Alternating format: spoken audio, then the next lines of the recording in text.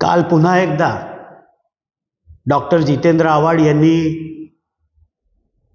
राष्ट्रवादीचे राष्ट्रीय अध्यक्ष, राज्याचे उपमुख्यमंत्री माननीय अजितदादा पवार साहेब यांच्यावर बेछूट बेलगाम आपल्या प्रसिद्धीसाठी आरोप केले।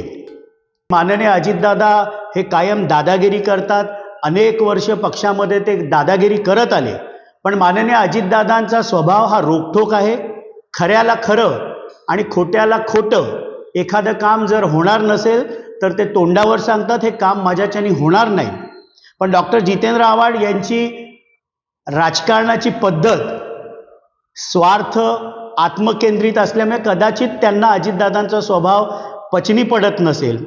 ते पुढे जाऊन हे देखील म्हणाले की अजितदादांच्या ह्या दादागिरीमुळे अनेक चांगली माणसं शरद पवार साहेबांना सोडून गेली।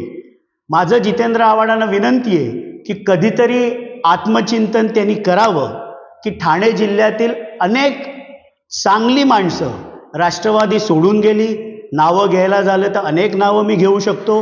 प्रताप सरनाईक असतील, सुभाष भोईर असतील, निरंजन डावखरे असतील, ते अगदी गणेश नाईकांपर्यंत।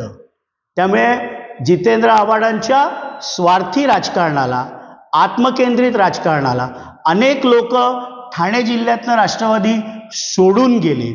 पुढे जाऊन ते हे देखील म्हणतात की सकाळच्या शपथविधीनंतर परत आल्यानंतर अजितदादांना जे उपमुख्यमंत्रीपद दिलं गेलं ही खूप मोठी चूक झाली।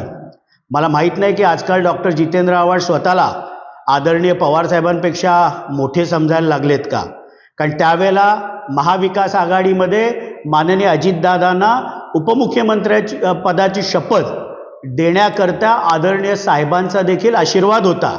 आणि म्हणून त्याही वेळेला बहुतांश राष्ट्रवादीचे आमदारांचा पाठिंबा हा अजितदादांना होता।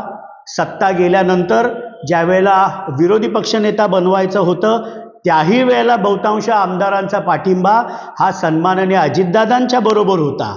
ते अगदी त्यांनी ज्या वेळेला 2 जुलैला वेगळी राजकीय भूमिका घेतली त्यावेळेला देखील बहुतांश आमदारांचा पाठिंबा हा अजितदादांबरोबरच होता।